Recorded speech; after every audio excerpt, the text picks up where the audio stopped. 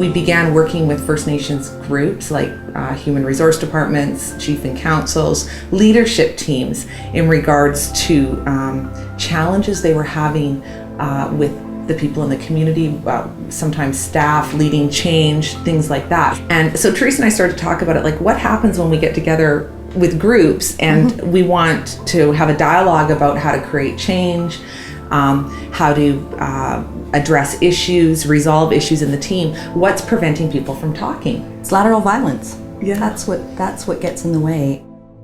It's the first question people usually ask when they get into the work. They want to know, what is lateral violence? And we move slow with that piece.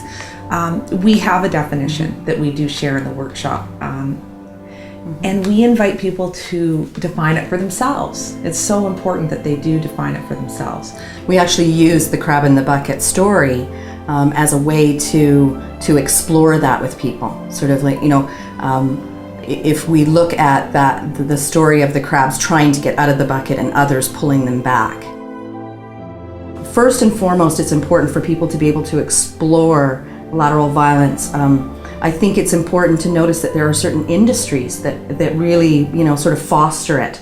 It lives and breathes in the nursing industry, we know, because if you look on the internet, you'll see like all kinds of videos on that. And so, there's places where we can see that it's more prevalent to us in marginalized groups, in the gay community, in school systems. It's so important that young people have a way of working with this as they look at what's coming down the pike for them in terms of their future.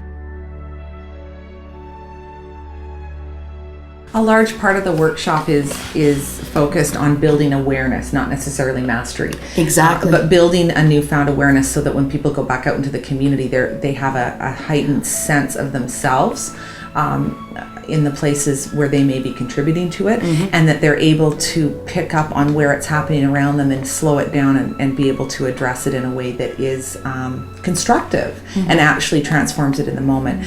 I think people they're quite pleased with their newfound awareness as they leave the workshop. Well, it's very fulfilling for us to be able to do this work in the way that we do, because it can often come from what might be the most unlikely source. So, if anyone knows anything about doing workshops, you have people who want to be there, people who are not really sure if they want to be there, and people who are really sure that they don't want to be there. And so for us, it's really fulfilling when we get to the end of a workshop experience and we have people who have, in many ways, felt resistant to this training, to be able to kind of go, wow, thank you so much. I feel like I can be a part of something greater than I have been in the past. Facilitate the workshop in is an old residential school, and it's actually the chapel portion of that school. And we have elders in the workshop that went to residential school in that space, and it conjures up a lot of old memories. We call those ghosts. But what people are reporting back is that the feeling in the building has changed completely. If we're not able to talk in a healthy way about things, we have a lot of people who are in resistance to the change. It's slowing things down, it's keeping us stuck, and we're actually keeping ourselves and each other stuck. It prevents us from moving forward. So it's important that we start to look at this as an issue that we can address constructively as a group together. The truth of the matter is that change is inevitable. Change is happening. And what we are working with is really supporting people in being able to normalize some of the behaviors that come about. Lateral violence is a part of that. And to look at, if we're not doing this, what are we doing? And how do we take better care of ourselves in order to feel excited about change, sometimes excited about change, and sometimes at least willing to look at what might be trying to happen within our system, within our family, within our organizations, our communities. What we notice is that when leaders start working with it in a different way, and that's part of what we're working with, when they're holding change in a different way, then they're the people that they're sort of wanting to influence around change also are impacted in a different way. It doesn't mean that there's going to be consensus on everything. There's another way of being able to move forward. Yes. I mean, one of the dynamics that we commonly see is there's a huge gap between, leadership and what they're up to. Like Teresa said, great heart, great vision for their people, and yet there's a large portion of the community that is completely disengaged.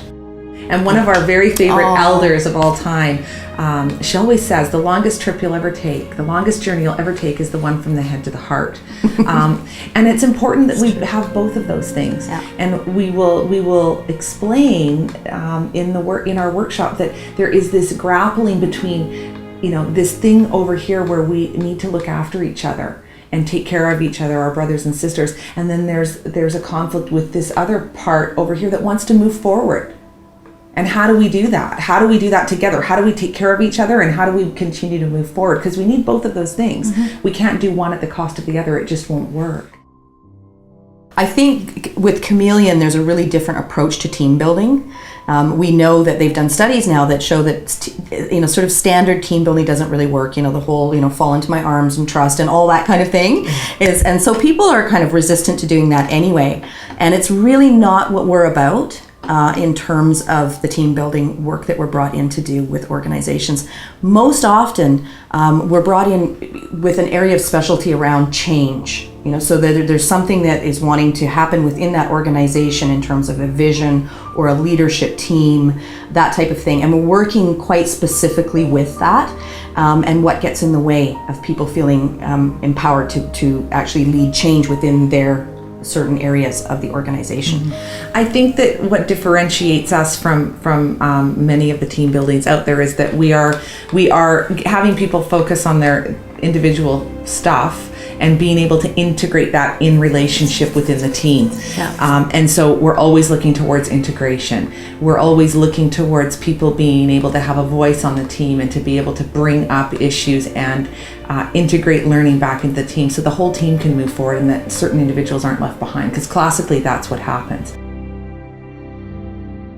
And there's a training aspect to the work where we're talking about how to do things differently, and then we're actually having dialogue where people are putting those tools into practice, addressing real issues that exist on the team. Yeah. And so people walk away feeling like something's different.